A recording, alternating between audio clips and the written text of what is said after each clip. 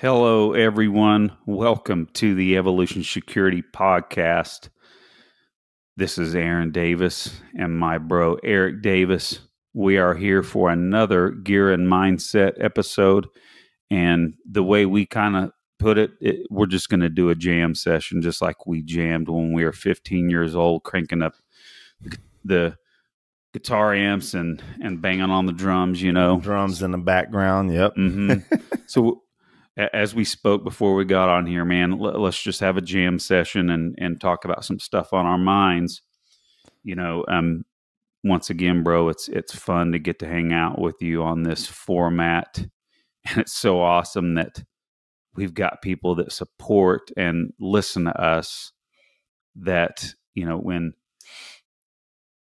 we feel like they just come along and hang out with us, you know, because one of the biggest blessings on this show is us doing this together. Absolutely. Go ahead. And speaking of, we don't implore our audience to do this very much, but I'll tell you, more and more, we need.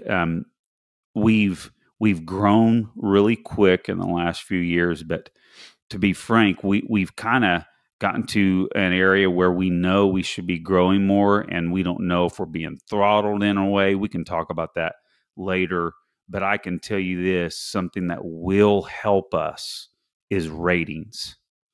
Going on iTunes and giving us ratings and reviews. The review helps other listeners know that we have a show that's worth your time and worth their time.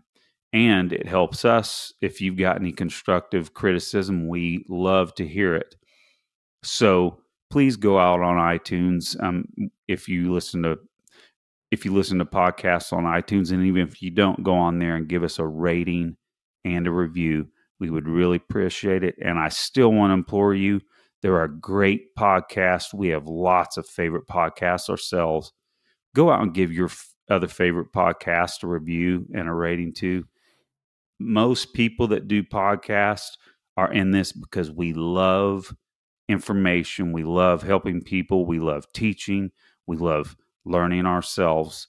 So just help everybody out that you get good quality information and entertainment from. So that's all I got to say, bro. What you up to? Well, man, you know, we did just get to hang out for what was it? I mean, I guess it was a full week.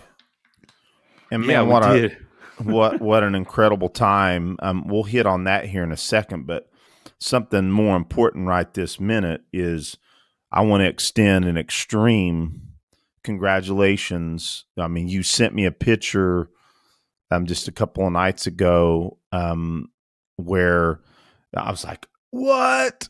You know? I want to congratulate you on your being promoted to your blue belt in Brazilian Jiu-Jitsu, man. Congrats. That's huge. Man, thank you very much. You know, first off, I want to say maybe it's a bigger deal, and I want to ask you about this. Maybe it's a bigger deal than I am even allowing myself to feel. Now, I'm not talking about from a prideful or, you know, I'm just so far in it sense, but it just, you know, lots of people have reached out to me that we really respect and listeners, etc., that have given me some heartfelt congratulations. So it again, maybe I just underestimated exactly what it is. And so real quick, and let's talk about that in a second, but we still haven't talked much about when I sent you that picture. So what was your real reaction again? Well, at first, just interesting. when I first got the text, you know, I was hanging out with Jana on the couch, and so at first it was hard for me to tell because, you know, all you did was shoot me a picture, and it took me a second. I was being coy, I guess. Yeah, coy certainly, and then I had to look real close because what originally came to my eyes is I saw your combatives belt, right? And then it took me a second to realize that your instructor, is his name Robert? Yes, Robert. Shout out to Robert. Yeah, he's a great guy. So he was just a really good instructor. I love the guy. So it was actually his name. Just let me be clear. His name is Robert Davenport who is the black belt and owner of Gracie's Tulsa here. Okay, good. Yeah, I wasn't, number one, I didn't know his last name, and I also didn't know if it was cool to say it over the air, but I think he deserves that. He deserves recognition for his hard work. He has got a great school, and I'll tell you, I love how inviting they are to families. I know all jiu-jitsu gyms are very inviting, but I feel kind of like their gym is even more so because of the way they design their curriculum. It's a different market. They're not going after snake eating 25-year-old beasts. They want some of those people too, but it's just gathering people into the jiu-jitsu fold, which is such an amazing community and amazing for everybody's lives to get involved. My family started at that school about 6 years ago, I guess. And I've seen that school quadruple in size. Did you go to some of the classes, some of the either the combatives classes or even the master cycle classes that I go to? Man, there'll be freaking 30 people in that class. That's a big jiu-jitsu class. Yeah, certainly. I certainly didn't intend to go off so much on that, but it's fun to talk about. No, it's a blast, and Aaron, it is a big deal. And so, depending on what information you look at and who you talk to, I can say from multiple sources that I can average this out fairly easily, is that 90% of people that walk through the door at a jiu-jitsu gym are not going to get a blue belt. So, a lot of folks say that 10% will get it. Well, I'd rather say, because of in my opinion, the levity of it is that 90% won't get a blue belt. And so it is a big deal. And for the audience that may not know, it takes around 1 to 2 years most of the time. And I'm just going to go out on a limb that is a decently quick time, especially a year. That'd be someone that was going 5 days a week. Yeah, and it absolutely does happen, especially if somebody has a wrestling background. They usually progress faster if they can humble themselves and into the jiu-jitsu. And please, I love wrestling. I'm so glad to be learning wrestling to a higher extent now, and in my older age. We love wrestling. It is one of the most important bases. But for the most part, folks that come into the door, it's only about 10% that will actually get their blue belt. So it is a big deal, Aaron. And that's what I was thinking you would allude to. And I'll be frank, I don't know exactly how long it's taken me. I will say it's taken me at least 4.5 years. And Aaron, there's a lot of people it takes them that long. Well, and it's like, so this is a good opportunity to bring up a good friend of mine. His name's Tim. He's one of our instructors and one of our brown belts. And he reached out to me. It means a lot when people reach out to you personally to give you some congratulations on a goal met. And so it was nice hearing from him. And he said something really interesting, because I alluded to, hey, it took a while, health issues and COVID and just life, I didn't get it real quick, and sometimes sometimes I feel embarrassed about that. But then he shot back this text, and let's see what he said here. He says, I have way more respect for people who stay with it and make slow, consistent progress because they have an actual life outside of BJJ than the ones who can train 5 days a week and rush through it. It demonstrates one of BJJ's greatest skills, patience. Very well said. You know, well said. That I thought that was really cool, and that was encouraging. You know, but I'll tell you, getting promoted at this point kind of lights a fire under me, to be frank, a little bit more.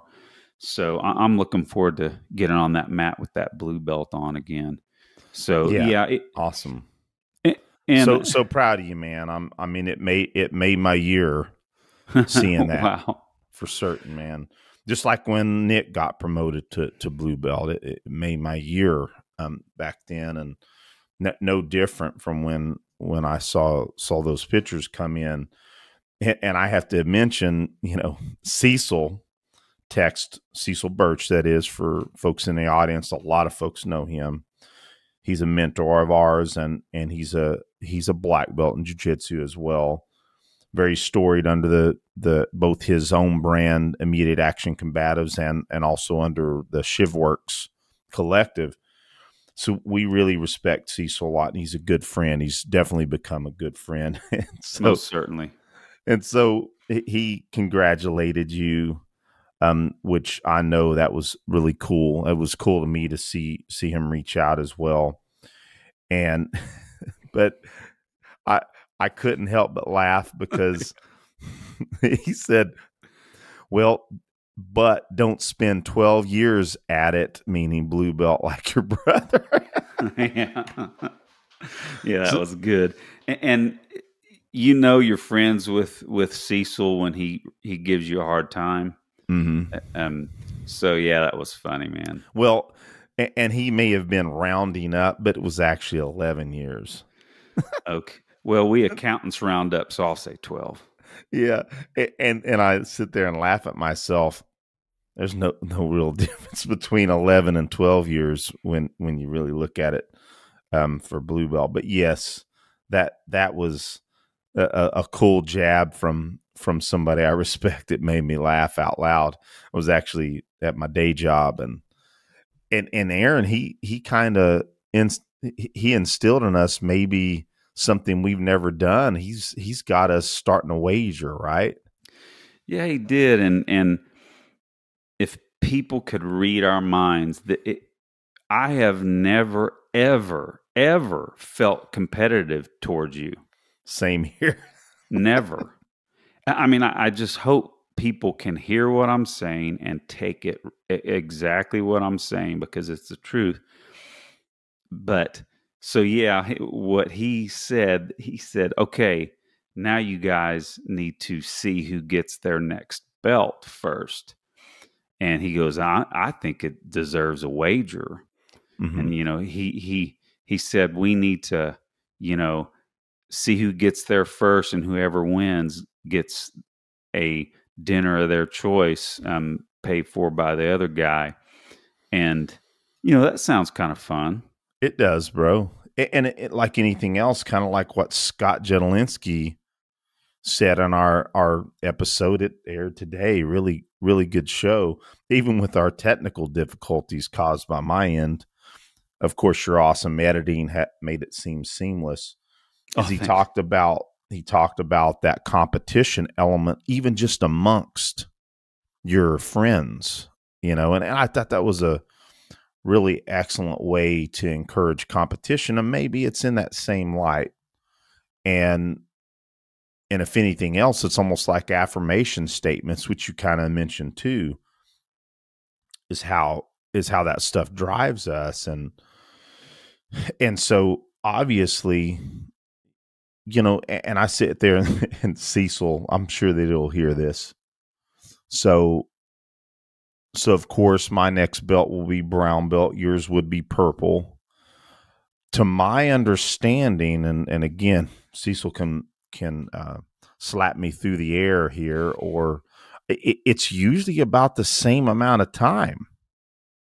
And to to progress through those 2 promotions? Yeah, so for you to go from blue to purple and myself to purple, from purple to brown,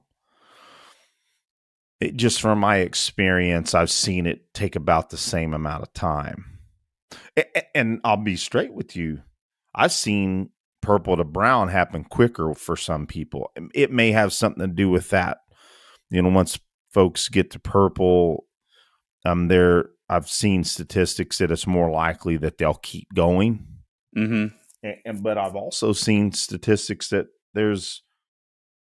there may be a lower percentage of blue that make purple. I don't know if that's true or not, and really I would like Cecil to comment on that too.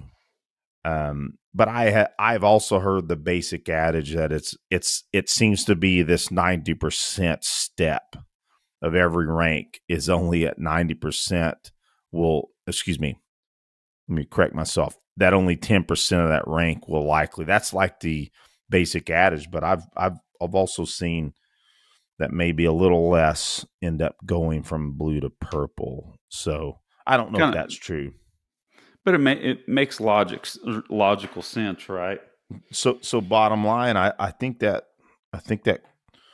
Cecil caused us maybe hitting that wager up. We got a minute, we got time, but it also means that we can't sit on our laurels and coast. I know I definitely can't spend the amount of time I did at blue. And I'm encouraged. Simply, I told you this recently that is a huge goal of mine is to work towards my brown. I won't stop. But yeah, man, let's give it a whirl, bro. Let's see about that steak dinner. Yeah. Yep. And the sky's the limit, man. See, we'll have to fly someplace. When we talk about a dinner of our choice, I think that means whatever city we want to. Bro, I'll tell you right now, we're going to be flying to Portland and going to Hops Urban Brewery. That's my dinner, dude. Where do you want to see? And then we'll see. Now, so what would your choice be? Because I got to see what kind of plane ticket I got to buy. Man, see, now you one up me, so I have to one up you. Man, you never been to Thailand. Dude, that's serious. So serious, what are we going to Bangkok? Yeah, never mind. I was going to say a joke there, but Thailand's awesome. That's a cool place. Maybe there, or the only downside is I think through international travel or even travel to freaking Hawaii, someplace like that for some badass sushi. Because that's another thing, man. Best sushi I've had has been in Hawaii. I know we got some thinking, man. Well, thanks. Okay, Cecil, thanks a lot. You just cost us a lot of money. One of us. Or an excuse. Excuse to do something really cool. And bring our wives along, of course. So, yeah, man. No, cool. We can't bring our wives if we go to Thailand, bro. Sorry, honey. That was a joke. Okay. So, man, let's talk about this class that we got to teach together. Yeah, man. It was epic is probably a word that's overused and maybe a little bit trite now, maybe a little bit outdated. But, man, it's hard to describe it without saying something like that. It was awesome. And I had a blast. And for the audience out there likely has heard us say this, you and I have not taught any classes together since we started this venture and, of course, beforehand. And so it is a pretty big deal. And I'll also say it was the first time we combined 2 of our classes. I had taught our Combatives 8-hour class multiple times, and both of us had taught our 8-hour pistol curriculum. And we decided, hey, we really feel our role, and we've talked a lot about this recently about being either gateway or, to use Scott Jedlinski's term, the feeder instructor, because we believe in we're not at all trying to emulate or try to wedge into market of others that are our mentors.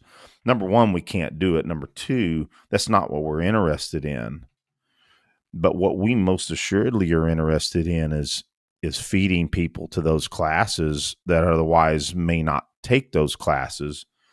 And I'll just describe it now. This course was our EvoSec Defensive Pistol and Combatives with Weapons Integration. So it's 2 8-hour courses combined into a 16-hour course. Now, Aaron, you'd agree we had to change the curriculum for it to work correctly. We were improvising, especially day 2. Okay, bro. What can we strike for today? You know? Yeah, because I know I was ambitious in trying to go 8-hour by 8-hour, and we had 2 different venues. So again, it doesn't embarrass me to say to our audience members that this is a newer venture for us, especially this class. But I'm super encouraged by it because I believe, number one, by the feedback that we got from our friends and clients in the class, that, I mean, they raved about the class. I mean, the AAR was awesome. They also gave us constructive criticism that was worth. Oh yeah. Every time we do courses, we take feedback and we use it to improve. But bottom line, I just felt really encouraged because, to back off and describe it again, we believe that we are trying to offer a solid baseline, yet fundamental, yet can help anybody of all levels with their pistol platform, a dynamic shooting platform from concealment, right? So that's the foundation, to include adding the thumb pectoral index that we gained from Craig Douglas. We absolutely include that in there, but that's only 5-10% of the class. The rest of it is fundamental shooting. The other aspect is that it's combatives that support the weapons integration, and we've amalgamated a lot of material, some of it our own take, and especially some material that we've gotten from our mentors. Of course, Craig, Cecil, Paul Sharp, Cliff Byerly. Yeah. So we've amalgamated all that, and then our own take on some of the aspects, and I think it melded into a solid class. And I think I'll just use one of our buddies, Matt. I won't say his last name. He kind of refused to do jiu-jitsu, and his other buddy, Matt, who was our host, he had trouble trying to get him to do jiu-jitsu, and man, he kicked butt in the class, and I mean, he looked really good in the combatives. Mm-hmm. That was one example that really stuck out to me. Krista, man, seeing her perform, it was just so cool. And having Graham, my nephew, in the class was phenomenal. He kicked butt, man. He shot a 90, and I think at 92, which is the goal of the final evolution in the shooting portion. And so, I mean, it was so much a mirror, if I can say, Aaron, of how I saw Nick, my son, perform in ECQC, and it was just so cool, man. I blabbered on, man. Your thoughts on some of it? Well, I'll just say, echoing that one thing real quick. Yeah, it was a blast having Graham in there, and I was real proud. I expected him to do fairly well on the combative stuff because he has quite a bit of experience in jiu-jitsu himself. But what I was most impressed or excited about was how well he did in the shooting, because he doesn't have a lot of of shooting experience, and definitely has never taken a class like this. Man, I just loved, seeing how deliberate he was with all the safety issues. One of the most important things to see in one of these classes is safe reholstering. Bingo. Yeah. And he was just on top of that, and so much so that I thought I might feel like I needed to watch him a lot because he's my son. Didn't want anything to happen, right? But man, when I just saw how on the money he was with his safety, I was able to focus on the other students like I really should have. But Eric, here's what I want to say, and hopefully doesn't come off as braggadocious, because see, I'm about to talk about you, because so we've been in different states for the past, how long, Eric? It's been, well, so I joined the Army in 2000, 2001. So we're talking 20, 21 years total that we've been separated. So for that time, we have only just in the last couple of years, because of this venture, gotten to spend quite a bit of time together during the year. But I'm taking it back to, so you taught me private Thai boxing lessons, and that was 26 years ago, probably at least 25. Oh yeah. But and this was literally my my reaction to this. I had never seen you teach that much material, and dude, I was blown away. I just can't say it any other way, because thank God, I've got to train under, man, in my opinion, the best instructors that this country and world has to offer when it comes to this path that we're in. Dude, I felt like I was taking one of those classes, being able to watch you teach the combatives material. There's absolutely no way I could have done that on my own. I mean, it would just been a no-go.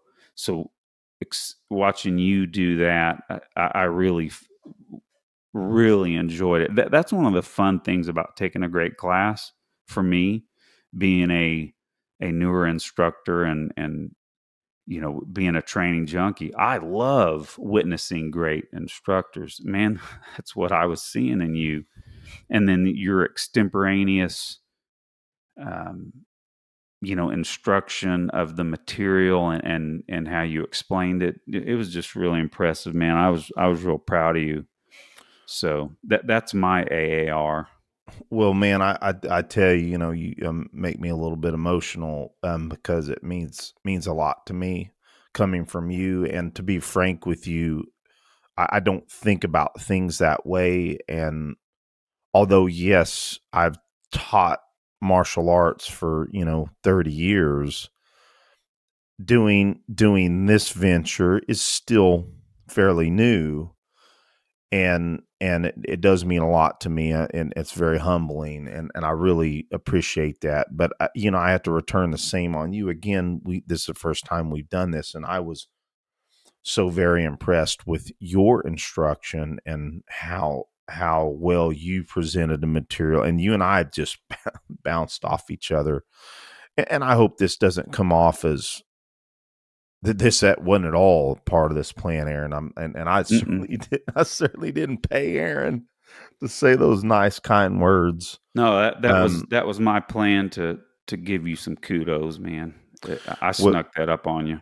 Well, I appreciate that, and my response to that is that if we didn't have the mentors that we have had, then because a lot of what we do, if not the majority, is how we've learned to teach and learned material and how to do things our own way as well, is from giants that are our mentors. So man, that's humbling, and I appreciate it, bro. That it was a lot of fun, man.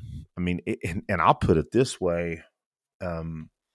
after we, had long hours, and again, that's one of the things we learned, that we can't cover as much material in that type of setting.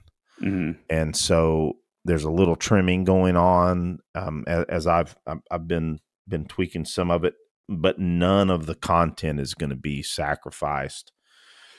Just a few time hacks that, and I'm just going to use that word I hear Craig talk about all the time.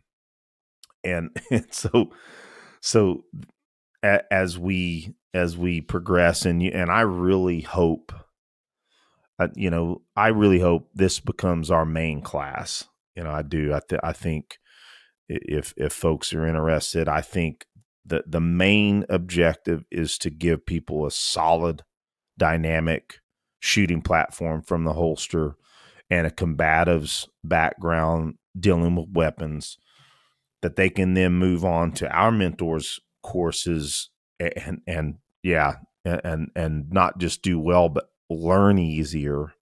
And more importantly, if folks are out there that we purposely used cert pistols, not UTM or SIMs, which we have access to that equipment. We're authorized under UTM, but we're not interested in pushing that right now for ourselves, because I think it's more I think it's more important for us to get people that may be reticent to join those courses, to see it's not a big deal. And frankly, I'm going to be honest with you, it's so cool seeing those evolutions that, I mean, and there's a highlight video we put, which doesn't do justice, because for some reason we had no footage of the stand-up Evos, which started with managing unknown contacts and then went to a stand-up clinch to weapons access. So we have no footage of that on it. So unfortunately, half of the Evos were not represented. But man, Aaron, would you agree that all the students of varying degrees of experience, some with a lot of experience in, Matt, Chris, shout out to Chris Hyde, I'm going to say his name. Man, what an awesome friend, and Yes. and kick butt in the class, and Matt, the instructor of Christian, CKA. yes, Yes, CKA, excuse me, and with him being in there, and Krista, being one of their instructors as well. They have black belts and other systems, and then having people that are maybe a little bit, amped up on an Evo. Man, didn't everybody keep to the rules, which was to keep it lighter? But then they still were able to use their skill sets that they had or didn't have and brought to the table. Man, I was impressed with that. Well, and I want to say this too, for other people that are wanting to get into this training, either they've got the skills that they can pass this information on to people, or they want to start training it. The feedback of being able to watch these matchups with our students with the cert guns, plenty of feedback. You've got the click from the trigger. You see where those hits are, and you can call it and say, "Hey, one." I think Krista, she capped some dude in the back of the head. Yep. Yeah, and to that point, just good feedback. And I'll say this, and I'll ask you if you saw this too. And really, the Evos, we only had 2 Evos. Yes, everybody went twice in, so 4 Evos into the day. Excuse me, we did midday on Sunday, and then the end of the evening on Sunday. The other thing that I saw, Aaron, is I also saw that amped, even though it was not, we didn't have people get unsafe, right? Mm-hmm. But I still saw in most everybody's eyes that, hey, man, folks got a little nervous. Mm-hmm. And like the pressure, and I knew this a long time ago, because when I ran the CQS classes at my gym for 3 years in Washington, when we would do just blue gun evos, the same thing happened. So I think that's the most important takeaway is, as much as we love Sims and we love UTM, you can get a close facsimile, pardon. If just using the blue guns, better yet is the SIRT pistols. So yeah, man, I really we knew it would be that way, but it was an even better representation. Oh yeah, when we did it. So yeah, man, I think we've probably belabored that long enough. Bottom line, and let me back up a second, because the pistol shooting was also awesome, and one of the things that I noticed is that we were real deliberate about the draw stroke, and we did it in reverse like we had learned from Mike Brown, and which is the way we've taught the draw stroke from the get-go in EvoSec. And I think it was just happenstance, Aaron, that making sure that we covered the thumb pectoral index firing position, only a primer to that, but we did it, by the book, by the numbers as Craig taught us. I think adding that after the initial draw stroke work caused people to be even more safer with their deliberate reholstering. And man, it just was synergistic, man. I was pretty pumped about it. And remember, we had one student, man, John, shout out to you, buddy. Good old friend. I've known that guy for more than 30 years. And it's probably been 28 years since I've seen him. And him showing up to that class, it was so great to see him. Remember when we first started doing that, he just straight up goes, man, I thought that was pretty dang sketchy. He thought we were, at first he was like, dude, what the heck are these guys showing me here? And then I think he said that he kind of wrangled himself back and said, hey, I trust these guys. I know they know what they're doing. So if they're teaching me this, there's a reason, and they know how to do this safely. So, and the reality is that portion of what we do from Craig's curriculum, we do a primer version, and we do it by the numbers to where it's extremely safe. And we're watching over. We do it in relays too, so that we can see each and every person. So yeah, man, great stuff. Well, man, I tell you, I think that's enough about the class. A lot of fun. And by the way, go ahead. I will say this: the plan is for us to try and offer a 2-day class that is you and I getting together here in Tulsa. And with our partners at CKA, do that. Try and do it about once every quarter. So that is the current plan right now. Absolutely, and I'll leave a little hint. We might be doing some little mini conference. Yeah, we'll see where that goes. But they have an awesome facility out there that could facilitate a really cool mini conference that folks would enjoy. And so, yeah. And I would say this, man, what great people at that gym, Matt, Krista, Chris, and man, they have a phenomenal gym there, man. That I was impressed with that gym. And by the way, I'm going to say this, because we're going to have Matt on talk about his ministry. Yes. And they do a lot of awesome things for our law enforcement, for a lot of people that we really want to support. And we're going to talk more about that in the future, because I know we've got listeners. We got listeners around the world. And we got quite a bit of folks that would likely support them. We're going to push support their way, because man, they're giving scholarships to police officers to get training. They're giving training away. And I think deep down in my heart, I think through this venture that we're probably going to be giving away more training as well. You know, we'll see where all of that goes, but yeah, I'm pretty pumped about it. Yes.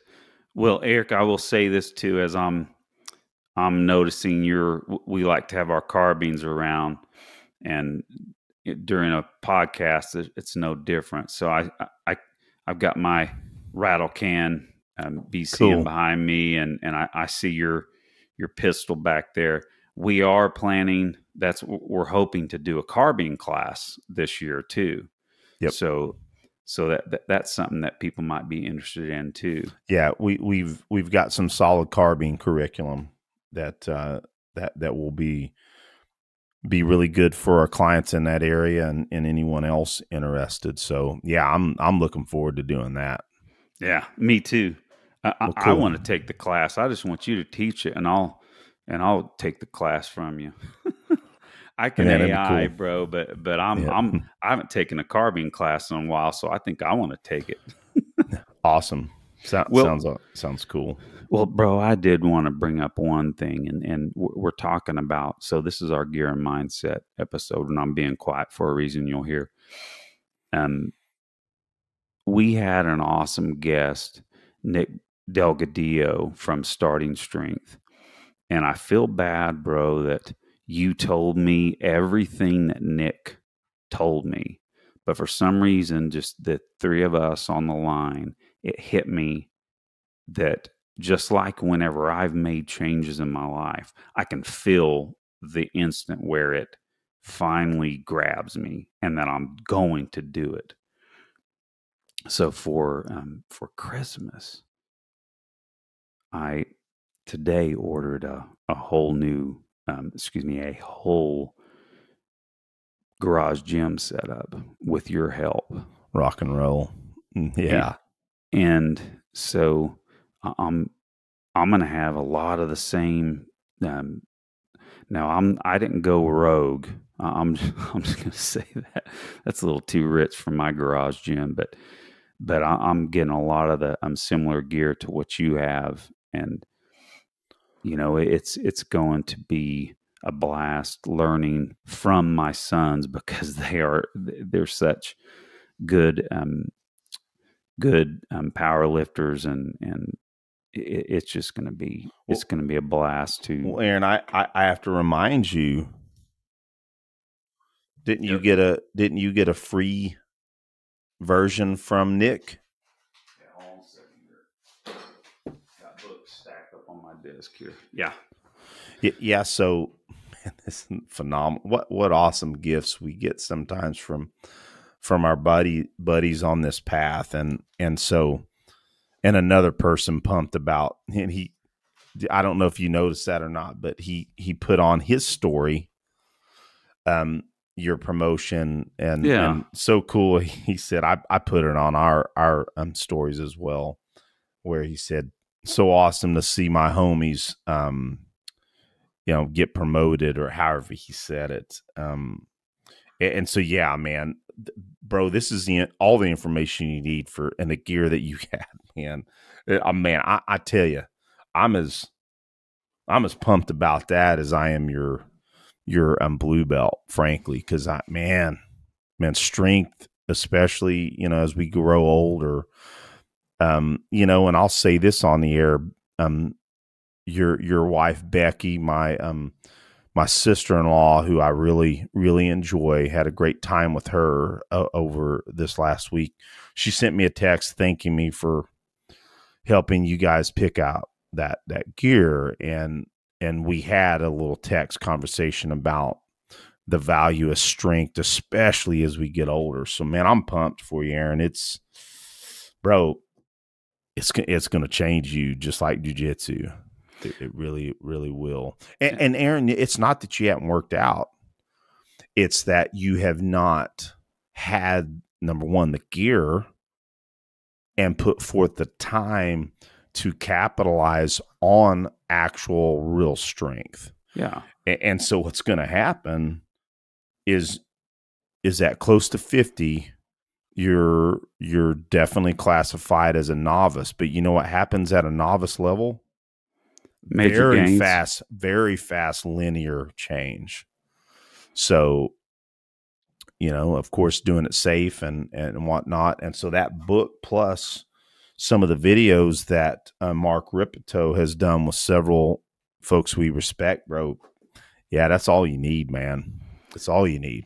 Well, and I wanted to say again on the mindset and encouraging our listeners to make a change like that too, if they have not, because Nick alluded to it, and Eric, I wanted to specifically bring it back to what our awesome guest Larry Lindemann said on his episode with us, that it's not, you don't want to focus on lifespan, but your health span, and working on your strength, getting, resistance on your joints and your ligaments is going to help extend your health span. That just means a lot to me. I think that's pretty profound, and that just has to be highlighted. Well, Aaron, I'm gonna add on to that, and I think I have the correct person,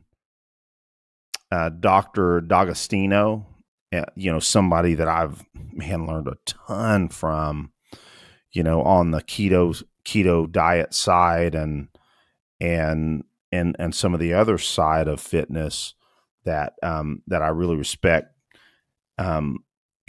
He said it this way.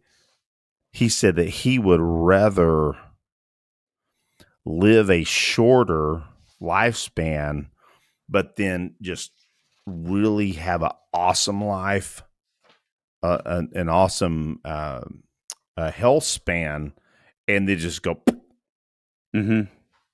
rather than have this long lifespan that does this, right? Yeah, just a slow decline because you're not strong enough. You start becoming frail, and spend 20 years living, but in pain, having problems, etc., because you haven't maintained that strength in your body.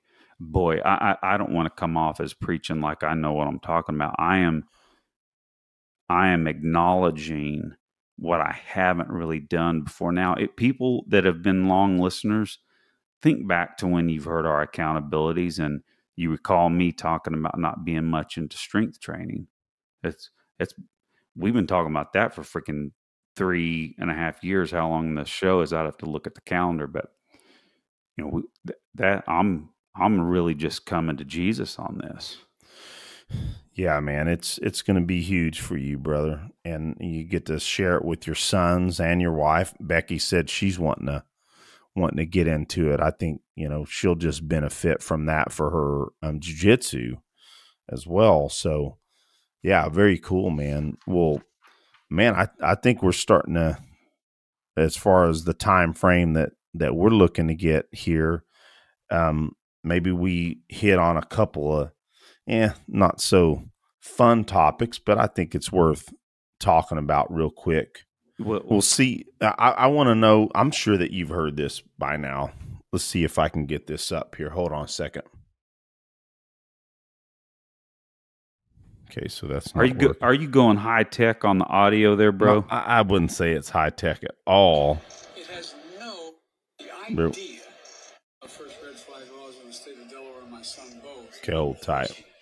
And it made a lot of difference. It saves lives. So that's number one. Number two, the idea we still allow semi-automatic weapons to be purchased is sick.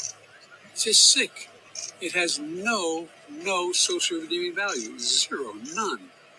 Not a single solitary rationale for it except profit for the gun manufacturer. Can you do anything about gun laws during a lane talk? So, Aaron, I don't know how well you could hear that. Oh, yeah. Heard it perfect. And, of course, I've seen that footage, too. Yeah, so essentially, and I haven't heard them try to deny it, so that just makes it even more solidifying in my mind is that... Yeah, you're bringing up a good point, bro. Yeah. It is that he said exactly what he meant, and I'll just add this, probably on Adderall. I'm being a little bit mean, but I don't care, because when I hear Biden speak about semi-automatic weapons, he's not delineating between assault weapons. He's saying semi-automatic weapons, right? So he says that he believes it's sick that we still allow those weapons to, yeah. So first off, let's just talk about that. Number one, he has no abilities to allow anything related to the Second Amendment. It's codified already in the Second Amendment. And so to me, when I hear him, and being frank, I get tired of hearing that I get tired of hearing Biden speak about stuff like that, because it's clear, number one, deep down inside, he just does not believe in the Second Amendment. He doesn't believe that we should be able to own weapons. But what I find really full of hubris is that he is sitting there saying that he doesn't believe that that we should be able to have semi-automatic weapons, as he's surrounded with individuals that are armed with semi-automatic pistols and ARs, if possibly full auto ARs. And he knows that. He knows that, right? So, well, he's part of the ruling elite, and it's not just him. Yeah. It's hundreds of people in Washington, and then other mayors and governors in other states. But go ahead. I want you to finish your thoughts on it before I interject. I think the main point to be made is that this is him speaking off the cuff, and when you hear him speak this way, he's pretty lucid, which I really believe it's because he's got an Adderall hit and whatever medications they have him on. It's a lucid moment. I'm not even going to give him the benefit of the doubt that it's just him, in his more senile age, which is also proven. But anyway, I think that it's exactly what his thoughts are. He doesn't believe that citizens should be able to have semi-automatic weapons. So what does that say to us? It says it. You go ahead. Yeah, that I'm not supposed to have this Glock anymore. Yep. Or basic. Right now, almost every major firearm in this that is sold in this country is semi-automatic. So now, Eric, I want to state this. This was my thought. Like you said, you feel that he was lucid when he said that. My first thoughts were he's misspeaking about semi-automatic versus assault weapons like they like to use. I had that thought as well. But at the same time, Aaron, he also says assault weapons so often. Yeah. That I think that I really believe, Aaron, that he said what he meant to say. Well, and two things and if he didn't, then I most assuredly analyzed that. I thought, what if all he is trying to say is that he's talking about assault weapons? And this is after, Aaron, by the way, that the shooting happened with the pistol. Yeah. Right. So then maybe they told him, because we know he's got people steering him into what he's going to talk about. Mm-hmm. Maybe at that point they said, we need to quote, how politicians and their handlers like say, we need to pivot. Did they decide they were going to pivot to semi-automatic? I don't know, but you made a good point, and I'm going to be very clear. We aren't experts on body language, and we can't read his mind. We aren't behind the scenes, but we are just observing this and making our opinions known and analyzing it from our point of view, that doesn't mean we're 100% correct in this. We're having a conversation about this, but you made a really good point that they haven't tried to back up on that term. They haven't tried to walk it back. And if it was, and another point to that is, if it was just a Freudian slip, wouldn't he correct himself? Instead, he said it multiple times. I'm offended by being told that the weapon, the firearms that I choose, let's just say, leave out that AR-15 back there, that this pistol that I can carry is, I'm sick for having this, bro. I'm sick. It's sick that I'm allowed, like you said, allowed to have this. That's infuriating. Yeah.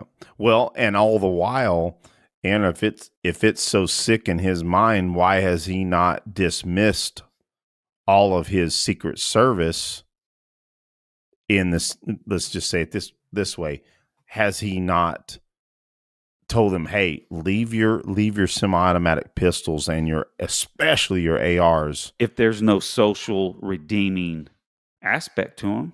Yeah. So Aaron, on that note, there's a story that came out in multiple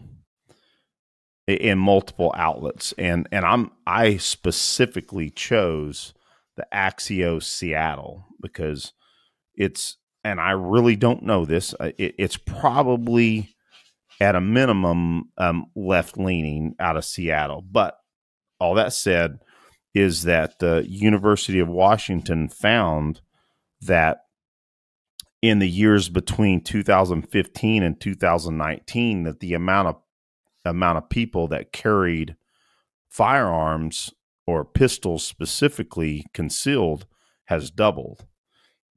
Wow. So I'll submit to you this, Aaron, would you not agree that if in that time frame of double the amount of people carrying firearms in just a 4-year period, which is in recent time, I would add, wouldn't you think that if there was an appreciable number of illegal use of those firearms in concealed carry holders' hands, that we would definitely know, right? Most certainly. And hey, like, buddy, come here. Like Kathy Hochul, and forgive me, Eric, if I'm saying that wrong, but I'm talking about the governor of New York that just won re-election. Sure. When her and the other New York politicians talk about the danger of citizens being able to carry guns, that's laughable for one thing. But again, if it was like she states and other politicians state that it's more dangerous with more civilians carrying, if there's double that, we're talking millions of people. Yeah, Aaron, the number is 3 million carrying to 6 million, and I think that number's low, to be honest. I think it is too.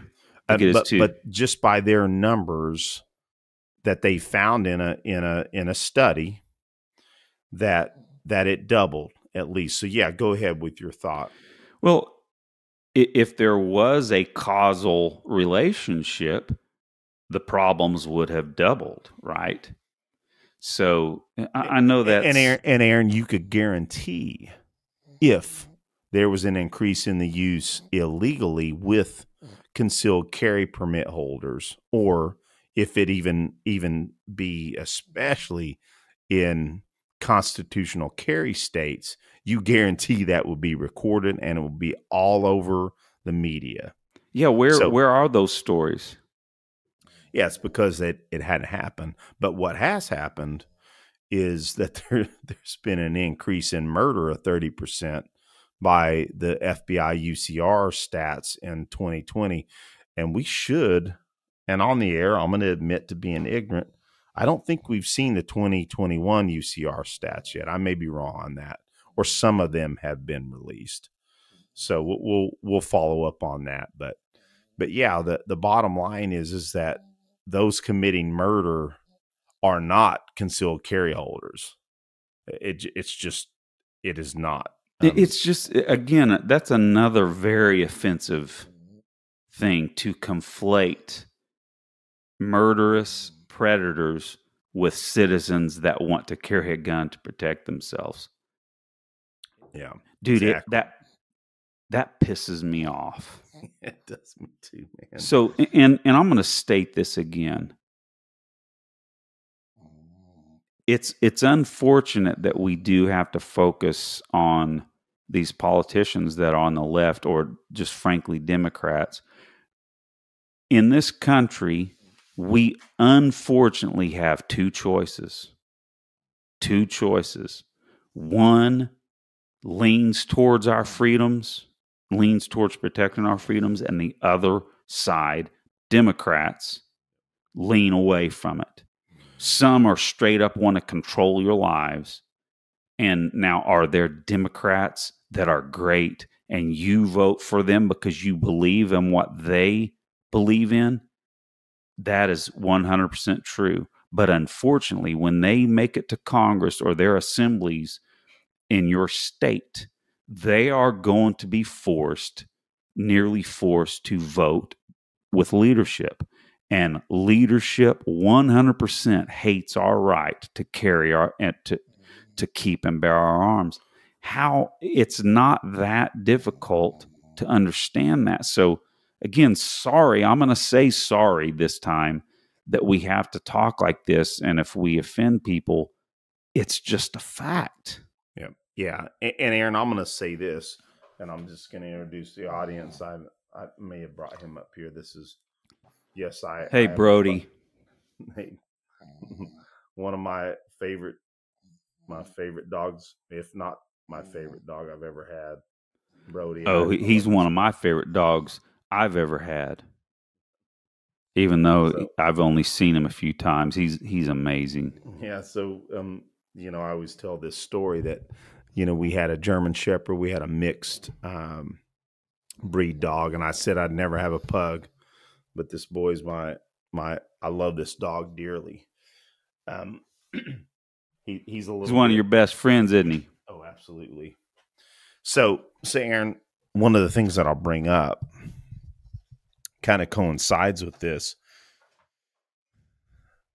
is that we had the defund police, all this increase in firearms ownership, especially handgun ownership, of 7.5 million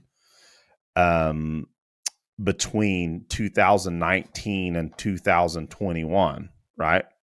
And don't let me forget to make a major point on that again. So keep going. So obviously there's all kinds of causation that we can talk about, but we can most assuredly talk about the defund the police movement. Of course, the George Floyd riots of 2020, COVID 2020, 2021. And of course, we just hit on this, the crime skyrocketing, right?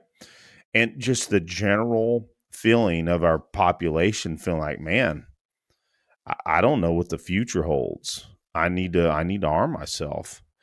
And so I think, just that 7.5 million additional gun owners during that period alone says a lot, and man, it's an economic equation, is it not, Aaron?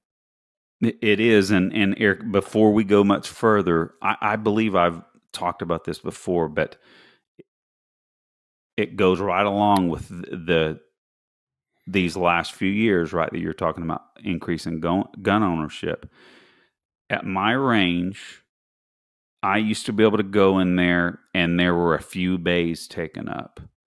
Every single time I go to that range now, it is 4 times as busy as it was 3.5 years ago. And let me tell you, and it is very encouraging, most of the new people in there are minorities. Awesome. And I love seeing it. And there's families in there that are you can tell they're going there to rent guns, or they just got a firearm and they're going to the range for the first time as a family. They have to borrow ear protection and eye protection and buy targets. Dude, that's awesome that they're getting started. And it is. You know, it's a freedom that in the last 3 years that people realized that it was important to them, because they all realized that they were on their own for multiple reasons. You are your own first responder, to use a common used phrase. Well, if a police officer is at the entrance to my neighborhood and they sped, it would take them 1.5 minutes to 2 minutes to get to my house. So, and that would be a miracle, right?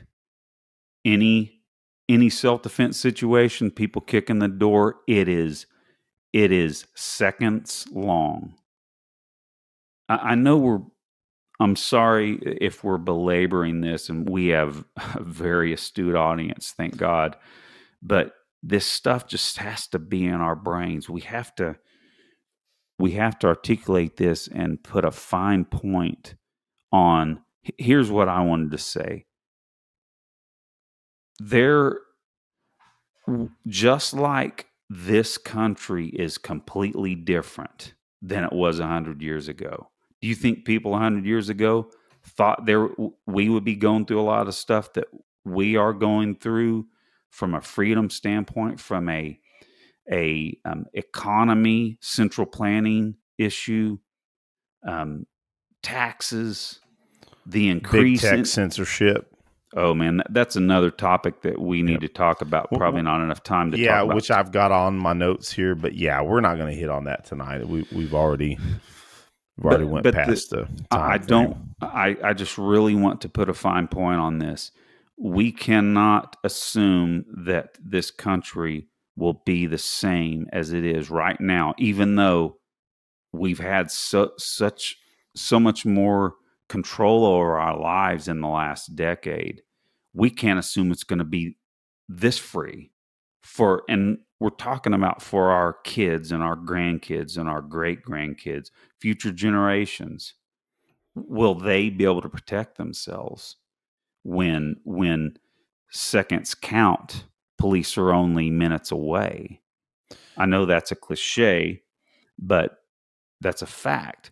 I'd call that nearly an axiom. It is, isn't it? Well, Eric, I'm not putting conjecture out here as fact, and I'm not following slippery slope logic here. But just bear with me. I really don't know the answer to this. I am asking a question to you. I'm thinking it through. This is something I don't know the answer to. But if Congress finally passes, quote, an assault weapons ban, and let's say it evolves, which is what they want to do, is outright make it illegal to own, not just grandfather, right? But let's say it gets to that point, or even the assault weapons ban that they're trying to put through now. Let's take it back there. And more than likely, it's going to be ruled unconstitutional. We can at least have some comfort in that.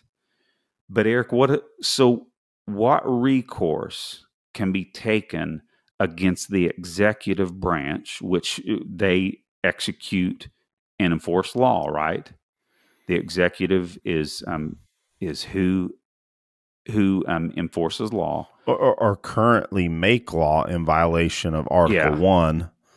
Yeah, yep, go ahead. Well, but sorry, I'm being a little bit, I don't know, flippant and a little bit truculent, I suppose. Yeah, my point being, again, I'm asking this question: what recourse is there against an executive and Congress if they are ruled unconstitutional and they start enforcing an unconstitutional law?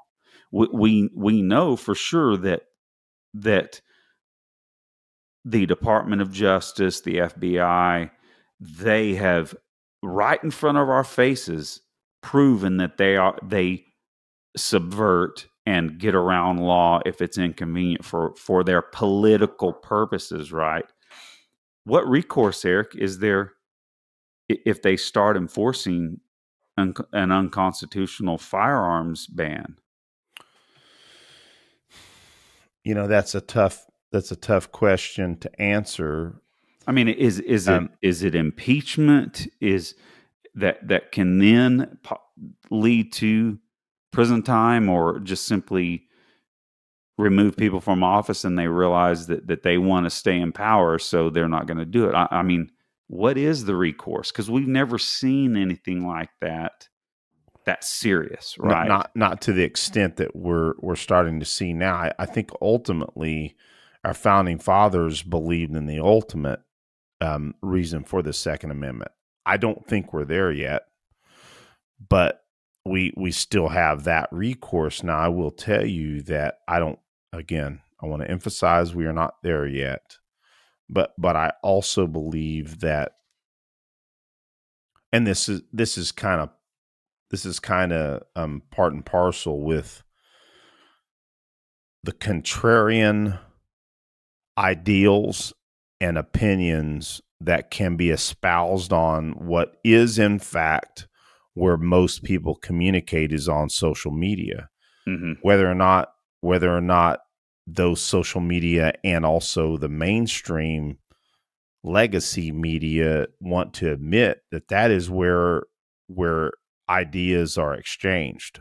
Well, we are in a time where those ideas and contrarian, especially from a conservative standpoint, is suppressed, and where we weren't going to get too far down this road with involvement from the FBI. Absolutely. FBI, DOJ, Department of Homeland Security, all have actively worked with big tech to suppress that information. And I tell you, man, it's very, very frustrating to say the least. It's infuriating and scary at the most. I mean, go ahead. If anyone can observe the largest communication companies in the world and think that they are not supporting, or I don't know why it would be. Maybe it's because they feel that status and central control politicians are going to side with them at some point. But it is, by and large, it's not even debatable that these big tech companies are working on behalf of leftists and Democrats. Well, Aaron, Elon Musk said, I think even released today, that he's releasing information of actual real, to use the left's term, collusion between big tech and, for lack of a better term, the Democrat Party to interfere with elections recently. So if my point being, if you can sit here in this reality and watch what's going on and not admit that, let's just say 80% of these companies and literal monopolies on communication, that's the truth. Mm-hmm. Monopolistic control over information. And they are, and let's not even say, Eric, that it's leftists and Democrats. It's on behalf of the ruling class and government. That's a fact. That is inarguable. So, and then we probably need to get off here. We've said enough, but we have a lot more to talk on this, Aaron. I mean, I would leave you with this as we close out, is that it's very telling when Biden himself says that, yeah, it's worth investigating the purchase of Twitter by Elon Musk. And also, we're watching Twitter now, right? So We have all these Hollywood individuals and especially left-leaning politicians saying they're leaving Twitter and that, hey, this is dangerous now. So it's dangerous that people will be more free and there's not going to be as much government censorship and frankly corporate censorship on their own. Aaron, having contrarian thoughts and opinions is dangerous. We know where and they're flipping out because they know that they're going to lose some control. That is the point. They're flipping out because they see how effective it's been in censoring conservative contrarian ideas and or opinions that they know, oh no, this is not good. Because Aaron, the reality is we know that their philosophy, their opinions, and their way of doing business politically, and let's be frank, the way that they're running the country cannot hold up to those contrarian ideas and opinions and philosophies because they're illogical and they're driving us down this road of a failed economy and a world that just isn't going the right direction. Look at Ukraine, look at China. Whoa. Yeah. Look at what's happened in China. It was the zero COVID lockdowns just recently. They were welding people's doors shut, and 10 people lost their lives because they couldn't get out from a fire that started. So I saw some footage today of these spike gates that they put down so people couldn't get out of their neighborhoods. Well, I find it interesting, Aaron, that the White House is silent on all of that.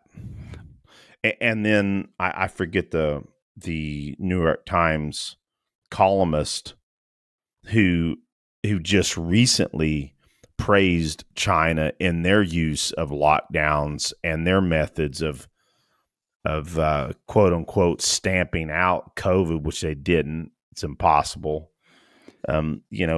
Ultimately, we are going down this rabbit hole.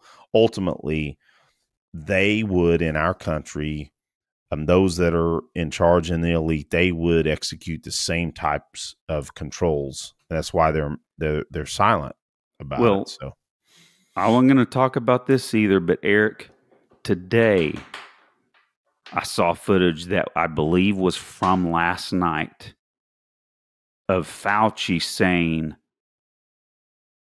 that it's still possible, depending on the virus load, quote, that we may have to shut some things down again. Never again, man. How can that dude say that shit with a straight face, knowing what this whole world knows now?